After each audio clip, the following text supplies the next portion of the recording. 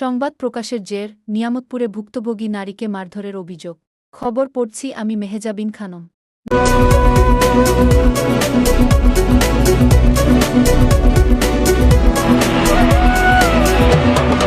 নওগাঁর নিয়ামতপুরে সংবাদ প্রকাশের জের ধরে এক ভুক্তভোগী নারীকে মারধরের অভিযোগ উঠেছে।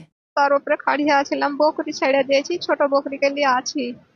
দড়িলে খাড়িয়ে থাকতে থাকতে বাপু কইতে যাই, শালির বাড়ি শালিতে এটা কি দরকার আসছি, এটা কেন আসছি, এই ভটলি শালির বাড়ি শালি। আমি কইছি তোমার রাস্তাতে নাই, আমি রাস্তা সরকারের রাস্তাতে খাড়িয়ে আছি। কি তোমার অপরাধ গণ যে তুমি আমাকে মারবে? এই শালির বাড়ি শালি তো সাংবাদিক হাতের রেখাতে কি করতে গেছিলে শালির বাড়ি শালি। এ ঘটনায় এলাকায় চাঞ্চল্যের সৃষ্টি হয়েছে।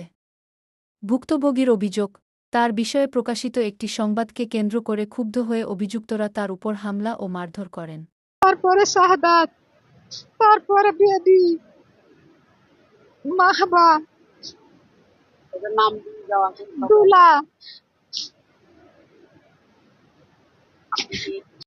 এতে তিনি শারীরিকভাবে আহত হয়েছেন বলে জানা গেছে। ভুক্তভোগী নারী জানান, একটি ঘটনার বিষয়ে সংবাদ প্রকাশের পর থেকেই তাকে বিভিন্নভাবে চাপ ও ভয়ভীতি প্রদর্শন করা হচ্ছিল।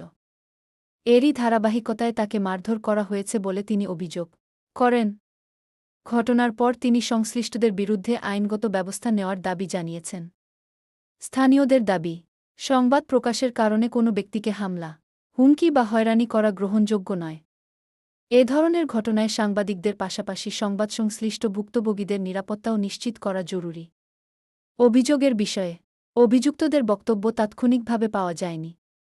বিষয়টি তদন্ত করে প্রকৃত ঘটনা উদ্ঘাটন এবং দায়ীদের বিরুদ্ধে প্রয়োজনীয় আইনগত ব্যবস্থা নেওয়ার দাবি জানিয়েছেন ভুক্তভোগী ও স্থানীয়রা।